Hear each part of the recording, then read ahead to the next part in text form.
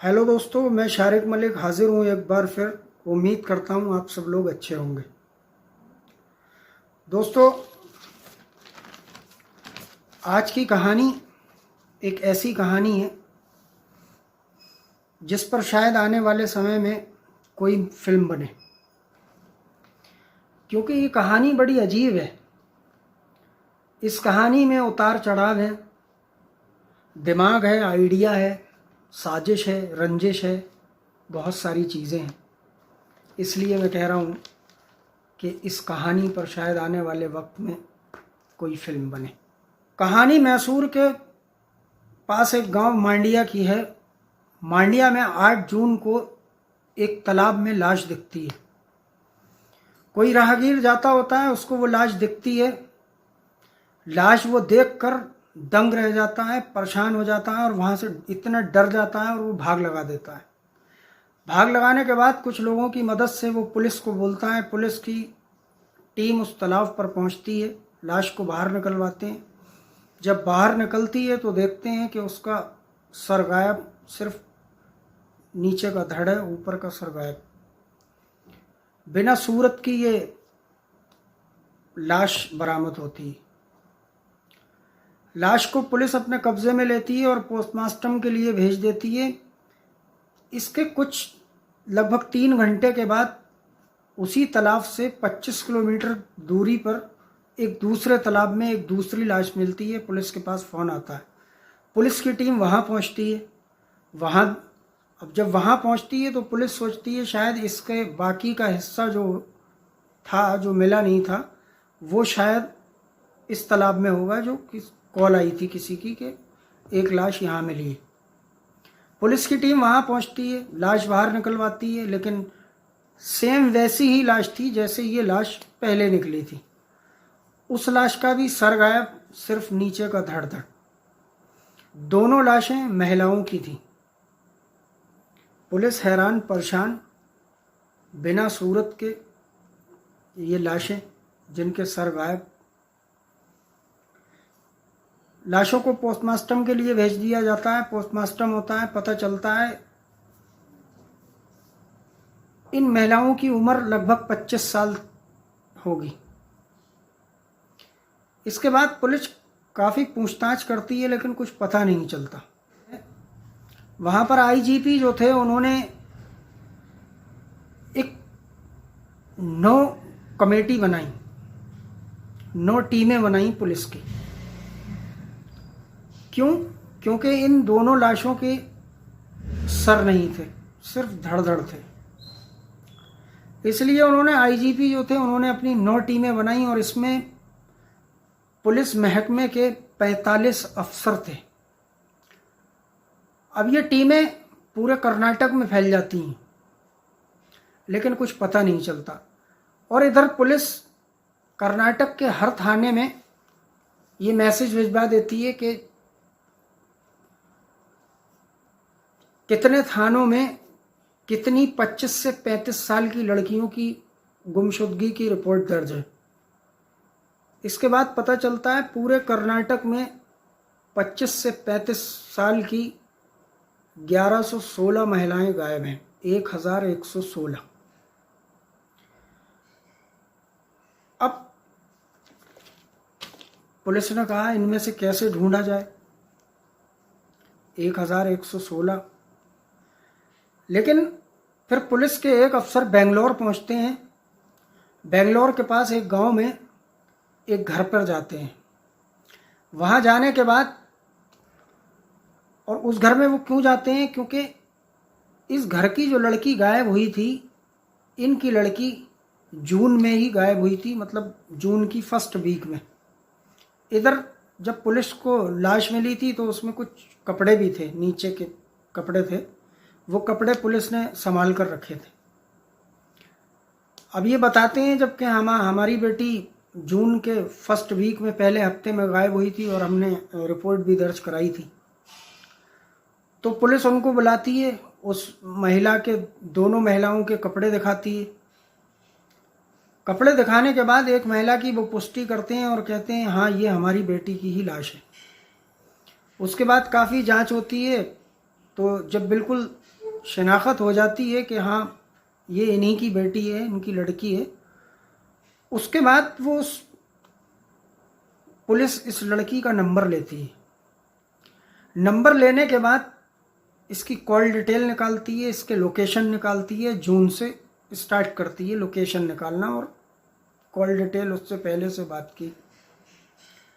पता ये चलता है कि जिस तालाब से इसकी लाश मिली है उस तालाब के पास इसकी लोकेशन देखी गई है।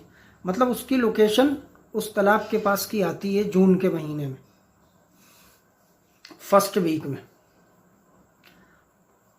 पुलिस को कंफर्म हो गया था कि ये लाश जो है वो इन्हीं की बेटी की है। अब वो नंबर लेती है और उस नंबर से सारी कॉल डिटेल निकाली जाती है। काफ़ी नंबर होते हैं लेकिन पुलिस को एक नंबर पर शक होता है। पुलिस उस नंबर पर कॉल करती है। कॉल जाती है बेंगलोर। बेंगलोर में जिसके पास कॉल जाती है उसका नाम था टी सिद्धलिंगप्पा। टी सिद्धलिंगप्पा के पास कॉल जाती है, पुलिस से वो बात करता है तो पुलिस को उस पर शक होता है।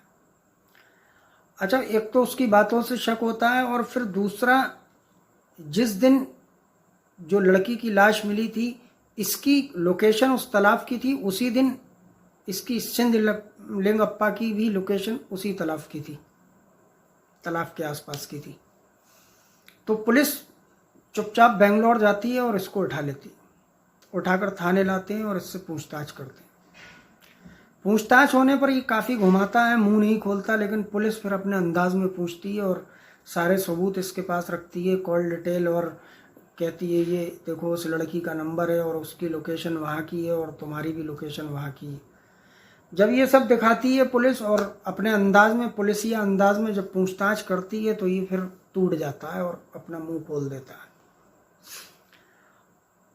मुंह खोलने के बाद अब ये कहानी सुनाता है कि आखिरकार माजरा क्या था।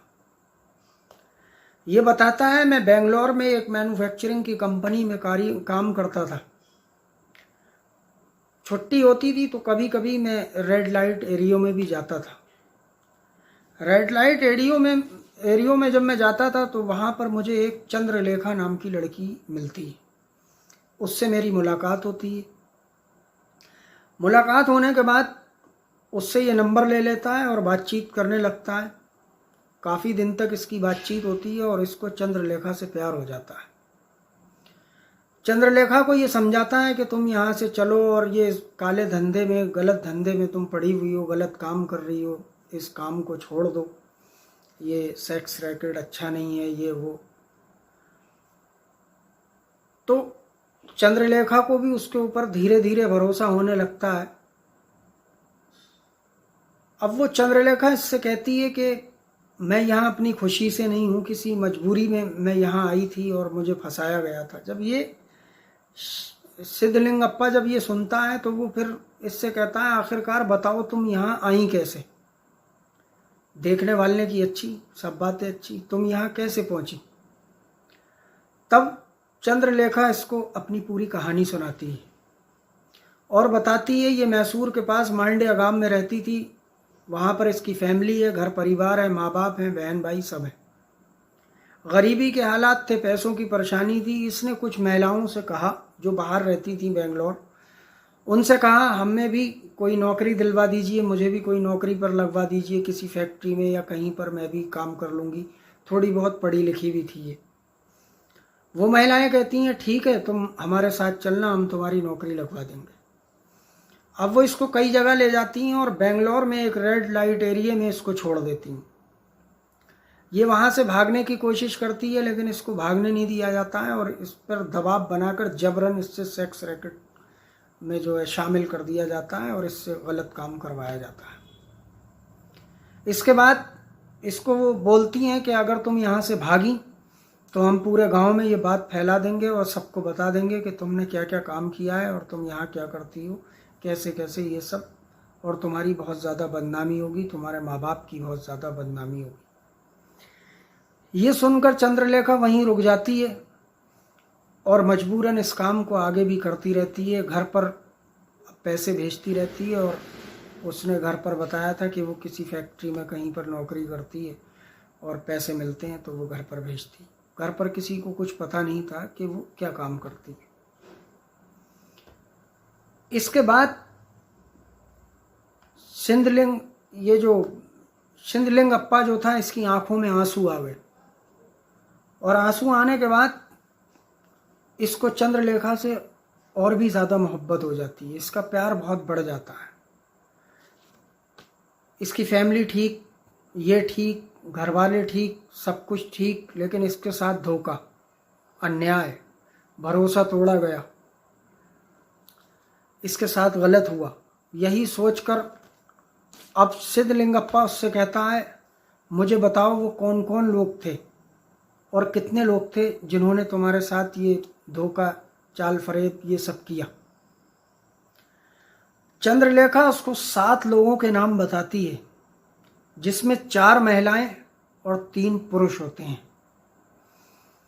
सिंधलिंगप्पा इन 7 नामों को अपने पास लिखता है, लिस्ट बनाता है, और इनके एड्रेस लिखता है, मोबाइल नंबर लिखता है, और चंद्रलेखा को वहाँ से लेकर निकलता है और कहता है, तुम यहाँ से चलो, अब जो करूँगा मैं करूँगा, अब तुम देखना इनका क्या अंजाम होगा। चंद्रलेखा को भरोसा हो जाता है, इसको रोता हुआ देखती है तो वो भरोसा कर लेती है और सोचती है कि हाँ, ये वाकई में मुझसे बहुत प्यार करता है। वो उसके साथ चली जाती है। अब ये सिंधलिंगप्पा जो होता है, ये सबसे पहले एक महिला को कॉल करता है, जो उन 4 महिलाओं में से एक थी, उन 7 में से एक थी। ये पहली महिला को कॉल करता है जो बेंगलोर में रहती थी और इसी रैकेट में काम करती थी, सेक्स रैकेट के धंधे में थी, जो इसको यहाँ लेकर आई थी। ये उसको कॉल करता है, एक सुनसान जगह पर बुलाता है, उसकी गला घोंटकर हत्या करता है और उसके लाश के कुछ टुकड़े करता है और बेंगलोर के अलग अलग हिस्सों में उन टुकड़ों को फेंक देता है। डरा हुआ बहुत होता है, लेकिन किसी को कुछ पता नहीं चलता, तो इसका थोड़ा हौसला बढ़ता है। और 1 हफ्ते के बाद ये मैसूर के पास मांड्या गांव में चंद्रलेखा के साथ पहुंच जाता है। अब ये वहाँ पर चंद्रलेखा की मदद से, इसके कुछ जानने वालों की मदद से एक किराए का घर लेता है, वहाँ रहने लगता है और चंद्रलेखा इसके साथ रहती है। कुछ दिनों रहने के बाद ये अपने दूसरे शिकार को कॉल करता है, जो मांड्या की ही थी, उसको घर पर बुलाता है, उसका गला घोंटता है, उसके टुकड़े करता है, और टुकड़े करने के बाद इसी मांड्या गांव में एक तालाब में उसकी लाश को फेंक देता है। उसकी लाश फेंकने के बाद 2-4 दिन गुजर जाते हैं, किसी को कुछ पता नहीं चलता। अब इसका हौसला और ज़्यादा बढ़ जाता है और ये सोच लेता है कि अब मुझे कोई नहीं पकड़ सकता। उसके 1 हफ्ते के बाद ये तीसरी महिला को कॉल करता है, उसको बुलाता है, उसका गला घोंटता है और उसकी भी हत्या कर देता है, उसकी लाश के भी 2 टुकड़े करता है और उसी गांव में 25 किलोमीटर दूर दूसरे तालाब में उसकी लाश फेंक देता है और घर वापस आ जाता है। अब इसे पक्का यकीन हो चुका था कि मैं एक परफेक्ट सीरियल किलर बन चुका हूँ, मुझे पुलिस कभी नहीं पकड़ सकती, मैं कभी नहीं पकड़ा जा सकता। लेकिन जब इसने तीसरा मर्डर किया और ये सब बातें जब सोच रहा था, तो इसके दिमाग में कुछ और भी चल रहा था। पुलिस ने इससे पूछा, तुमने 7 लोगों के नाम क्यों लिखे थे? 7 को तुम कैसे मारते? 3 को तो तुम मार चुके थे। तो इसने पुलिस को बताया, नहीं, मैंने 7 नहीं बल्कि लिस्ट में 8 नाम लिखे थे। अब वो 8वां नाम किसका? 7 तो चंद्रलेखा ने बताए थे, जो उसके गुनाहगार थे, उनसे ये बदला लेना चाहता था और इसने 3 महिलाओं का कत्ल भी कर दिया था। अच्छा, पुलिस को अभी 2 लाशें मिली थी, लेकिन इधर मामला उल्टा, इधर 3 लाशें, तो 3 मर्डर तो ये ऑलरेडी बता चुका है, अभी और क्या बताता है वो बाकी है। तो पुलिस हैरान परेशान, हैरत अंगेज कि हमें 2 लाशें मिली हैं, अभी 1 लाश भी नहीं मिली है। खैर, उसके बाद ये बताता है, मुझे 8वें इंसान का एक और कत्ल करना था और अब उसी का नंबर था, चौथे नंबर पर अब उसका नंबर था। अब पुलिस उससे पूछती है वो कौन, ये बताता है वो चौथी महिला है चंद्रलेखा। दोस्तों ज़रा सोचिए, जिस महिला से ये प्यार का वादा करता था, जिस महिला के प्यार के खातिर ये लोगों की कत्ल कर रहा था, जब इसने सोचा कि बात मेरे ऊपर आएगी तो उसने उसको भी कत्ल करने का प्लान बना लिया। पुलिस ने कहा ऐसा क्यों? तो उसने कहा जब मैंने 3 मर्डर किए थे और मेरे तीनों मर्डर में ये चंद्रलेखा मेरे साथ थी। जब मैंने पहला मर्डर किया, टुकड़े जो बेंगलोर में इधर उधर फेंके थे, तो चंद्रलेखा मेरे साथ बाइक पर पीछे बैठी थी। एक बोरे में मैंने लाश के टुकड़े भरकर रखे थे। उसके बाद हम मांडिया में आते हैं। मांडिया में जो दोनों के कत्ल करते हैं उनकी भी लाश के टुकड़े करते हैं और उन टुकड़ों को बोरे में भरकर और तालाब में डालने जाते हैं, तब भी मेरे साथ चंद्रलेखा पीछे बैठी थी। ये बातें सोचकर उसके दिमाग में आया कि क्यों कभी ना कभी मैं अगर पकड़ा जाऊंगा तो इस चंद्रलेखा की वजह से पकड़ा जाऊंगा, और इस पूरे क्राइम की जो सबसे कमज़ोर कड़ी है वो चंद्रलेखा है। क्योंकि जो भी लोग मारे जा रहे थे, जिनकी भी हत्या हो रही थी, ये कत्ल कर रहे थे दोनों लोग, उनके कहीं ना कहीं कभी ना कभी चंद्रलेखा से टच था। चंद्रलेखा से बात भी हुई थी, कॉल पर भी बात हुई थी, और चंद्रलेखा उनसे मिलती भी थी, उनके साथ भी गई थी, तभी उसकी नौकरी भी लगी थी। और लेकिन वो नौकरी नहीं, वो अलग ही रेड लाइट एरिया में, मैंने आपको पहले बताया। तो पुलिस दंग रह जाती है। अब ये सब जब पता चलता है तो पुलिस चंद्रलेखा को बुलाती है और उसको बताती है कि जो तुम इसके साथ कर रही थी, तो 3 कत्ल के बाद अब चौथा नंबर तुम्हारा था और वो इसने कबूला है। इसके बाद इन लोगों पर केस होता है, इनको पकड़ा जाता है, गिरफ्तार कर लिया जाता है। क्योंकि जो क्राइम सिद्धलिंगप्पा ने किया था वही क्राइम चंद्रलेखा ने किया था। वो उसके साथ उसकी साजिश में शामिल थी। जितनी भी उसने हत्याएं की, 3 हत्याएं की, तीनों हत्याओं में वो शामिल थी। हाँ, इन तीनों हत्याओं के बाद अब उसका नंबर था, लेकिन ये उसे पता नहीं था। वो कुछ और ही सोच रही थी, लेकिन इधर सिद्धलिंगप्पा के दिमाग में एक फतूर आता है और उस फतूर के आने की वजह से वो इसको ही मारने की प्लानिंग करता है। तो दोस्तों ये थी आज की कहानी। किस तरीके से कैसे कैसे क्या होता है आपने सुना। तो दोस्तों उम्मीद करता हूँ अच्छी लगी होगी आज की कहानी। आप लोग मेरे चैनल को सब्सक्राइब कर लें। मैं कल फिर आपके सामने हाज़िर होऊंगा एक नई कहानी लेकर, नए क्राइम की एक दास्तान लेकर। आप लोग मेरे चैनल को सब्सक्राइब कर लें और कमेंट करें अगर कोई मेरी गलती हो, कुछ छूट गया हो या कुछ मुझे सुधारने की ज़रूरत हो तो आप लोग ज़रूर बताएं। और एक चीज़ मैं आपको बता दूं, कल मैंने एक जो कहानी सुनाई थी उसमें सोनिया के पिता का नाम मैंने गुरमीत कौर कहा था, माफ़ कीजिएगा, उनके पिता का नाम गुरमीत सिंह था और माता का नाम जहांगीर कौर था। जय हिंद, जय भारत।